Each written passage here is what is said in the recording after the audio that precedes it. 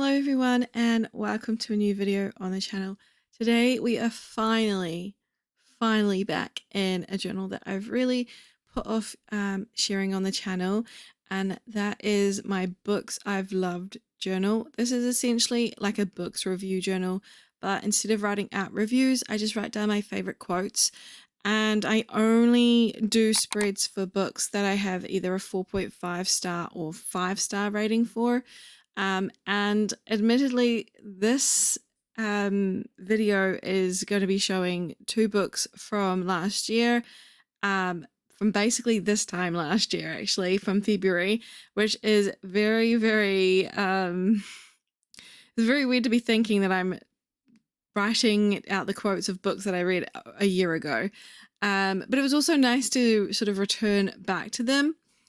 So this journal I didn't start at the start of the year, or if I did, I had a break. I can't remember exactly. I think I didn't start it at the start of the year. I did, however, set it up on camera with you all and talk about what I wanted to do with it. And then I sort of fell off the bandwagon with it. I then got super inspired by the community over on Instagram. So many people do amazing review spreads. And I wish I was a review type person, but I just feel like I already write out enough reviews as it is. So instead I do book quotes, as I mentioned. And this is how I came up with this idea of doing this, and obviously also getting back into it.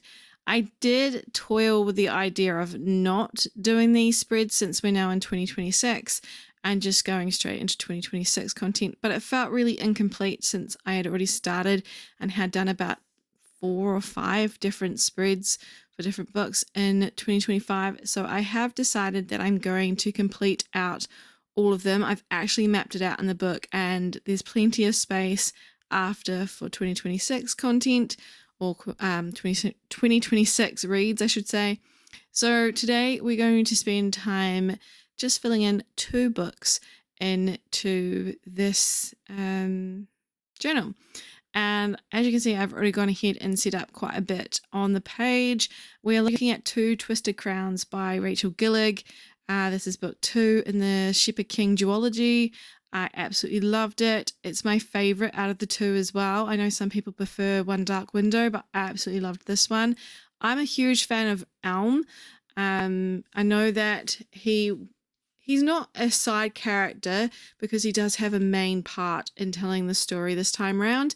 But obviously he was a supporting cast in book 1, and I really, really loved the fact that Rachel Gillig decided to give him more time in this book, because I absolutely loved his parts with Ione. They were just so good. So a lot of the quotes that you'll see going down on the page here are actually from those moments, as opposed to with Raven and Elspeth. But yeah, this book had me in so many feels. I loved it so much. And I decided to use a lot of the stickers that I got from 𝓤𝓼𝓭. So the ones in the corners are from a 𝓤𝓼𝓭 washi roll.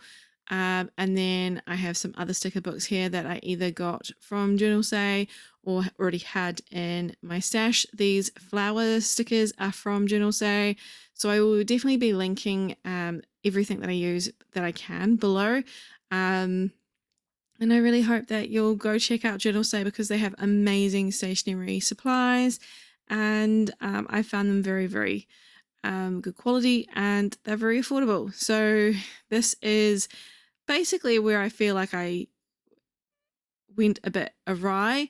Unfortunately, I did choose to use a font stamp that you can't see through. So these wooden stamps that I used all throughout 2025 to do the headers in my reading data journal, for some reason I either had them twisted or the book was too twisted. Whatever happened, twisted actually gets twisted on the page, and I absolutely hate it. So I am definitely going to be in the market to find some silicone stamps that I can see through that are for fonts. I'm definitely going to be looking into that at some point. Also, the W in this set is very tiny, which is really bizarre. So yeah, very twisted little header there. And I'm going to use my smaller alphabet stamps that I use all the time to do the word to and crowns. I wanted to sort of play on the colors that were on the cover of this book. So there's a lot of gray. There's almost like a green gray as well. And then red, obviously. So I leaned into using both my Cloudy Sky and Claret Stays On ink for these. I don't use those inks enough, and I really love them. And then obviously I also used my dual brush markers that I've got up in the top there, the top right, just sitting there. I think I actually ended up grabbing an extra color because I felt like the two grays were too close to one another. And these are the Anko dual brush pens. So I'm sorry to say that if you don't live in Australia or New Zealand, you won't be able to get these. And they're also not numbered, so the little numbers that are on there I actually put on myself, and that makes it very easy to work with when you have a swatch guide, which I have laminated on my wall in front of my desk, so I can just look up and choose a colour. It's very, very handy. I really like these pens a lot. I know I use my Ohuhu Maui colour markers all the time, but I do happen to like the colours in this set as well. So I am now going to spend some time filling in the quotes, and I'm going to save you guys some time from watching me write them in. I did think about leaving it all in, and then I realized that some of the footage was missing anyway. I also make a mistake, and I do find that when writing out these quotes, making mistakes is very easy for me to do, which is annoying, but I try not to make a big deal out of them. Trying to fix them is not helpful. I did just go in and fix a word, and it now looks a bit messy. So yeah, sticking to not doing that. And then I felt that the space was a bit bare, and I know there's no such thing as the butterfly in this world, but you know, I love butterflies, so because they represent my mum, so I decided to fill in that space with this butterfly from the same pack that I got in the mirror and the hand up in the top left corner. Now it's a new day, and we're going to go on to my favorite spread in this journal so far. Now this is a very much so a trust the process type of thing. It's going to look really bad before it all comes together. I decided to use my metallic watercolor paints, and I'm not the best at using watercolor. Like I'm not an artist by any means with this type of medium. I actually find it funny because I am an artist, but I make dolls, not I can't paint or draw to save myself. So this was very much so squiggles, and it got the job done. I wanted to sort of take the colors from the cover page the cover of the book that we're working on. And this one is Our Infinite Fates by Laura Steven, possibly my favorite YA of last year. It was so, so good. Yeah, this world still sticks with me. I'm actually thinking about doing a reread in the next month or two because I just loved it so much, and I feel like I need to return to it. I was exceptionally blessed by the team at Penguin New Zealand because they sent me a art copy of the book, and I just absolutely devoured this. It was so good. I know a lot of people love Silver Cloak by this author. I'm in the minority that loved this one more. I think this is just more suited to me because it is one of my favorite micro tropes, which is love that spans a lifetime, or many lifetimes in this case. Yeah, absolutely loved this one. And like I said, it's a trust the process moment here because I'm just throwing down color. I'm trying to make it bolder. And I do unfortunately put a little bit too much ink in the middle in a moment, but thankfully it didn't bleed through too many pages and it doesn't look too bad. But what I did off camera is this. I cut out on some blackout paper a design to sort of emulate the fact that this is coming up out into the sky or into the universe, I guess, like threads of time. Kind of like the cover. In the cover though, there's the two characters, Evelyn and Arden, at the bottom, and I decided that instead of drawing people, because I knew that I would absolutely butcher it, I went and put the book there instead, and I'm really happy with how this came together. Honestly, so happy with this one. So as I'm letting this dry, I'm going to take the time to erase all the markings on this that I had to draw in to sort of figure out what I was doing before I cut it all out, and then put a whole bunch of tape down because I knew I wanted this to stick, and put it into place. And I just love the contrast of the blackout paper. And if you were around a couple of years ago, you would have known that I used a blackout journal for an entire year as my reading journal, and I would complain about how much work it was, and then I missed it immediately after going back to white paper. I am using a blackout journal for my gamifying reading journal. I haven't showed that much on the channel. A lot of people really would like to see it, I know. So I will be trying to do some content with that one. But I was so obsessed with how the colors popped off the black paper when I started writing in the quotes.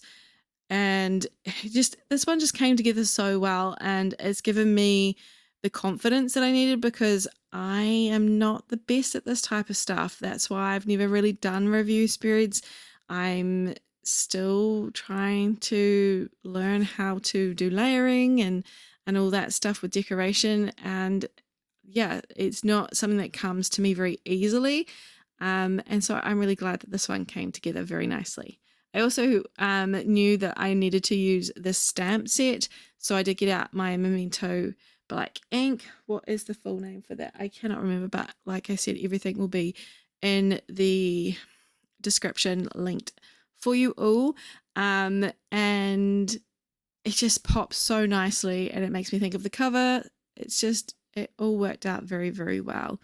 And then you'll get to see in a moment when I add in the quotes just how pretty it all comes together. I really love this book. It's so tragic.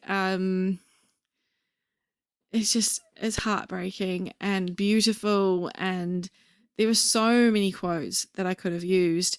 And because obviously I took up half the page with the decoration, could not do that. So I had to be very cautious about the quotes that I did pick up and how much space they took up. But I'm very, very happy with how it all looks at the end. So now that we are done with the stamping, I am going to fill in the little square of that I have in my collection that I put all the little information on, like the series and page count and all that kind of stuff. I did used to have author on this, but I find that it was just too cluttered looking. So I did remove things, move things around, and made things bigger. So for these two books here, they have slightly different stickers on them than the first ones. And I don't even have them on the first two. So this was an upgrade that I did recently, and I really like it. But it is a little bit frustrating because when I cut these out, I did them the other day. The cutting blade went right through the paper. It normally doesn't do that. So I ended up with die cuts instead of actual like stickers on a kiss cut. So you can see I struggle here to get them backing off, and it's a little bit annoying, but it works very well once you've got it down. And here is my ARC copy that I tabbed the absolute crap out of. Here are the three colors that I'm going to use, and let's get started in filling this in. And I just love looking back, watching anything on blackout paper, because initially when you start writing with the pen and it's still drying, it doesn't pop very well. And then you can actually see it in real time, even though this is sped up to 4 times speed. You can start to see how it starts to dry in and stand off the page.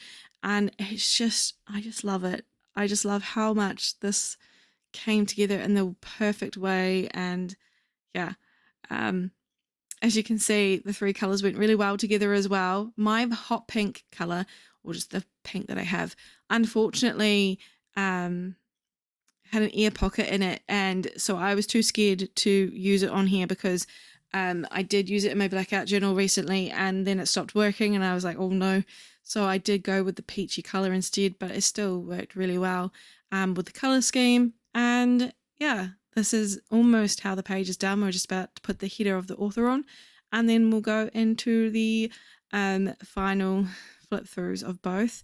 but this was such a great time. I really recommend getting creative like this if you can, and just testing your boundaries, because like I said, I started out with the first one and I was a little bit like, oh, maybe I'm not very good at this, and then I came to this one and just smashed it out of the park, really, for my standards anyway. So I'm very, very happy with it. I've got so many more to do, so I hope you enjoy seeing these because they'll be on the channel quite frequently. And until we next meet, I hope you have fun reading or journaling. Have you read either of these books? If so, let me know in the comments below, and I will see you in another video very, very soon. Bye, everyone.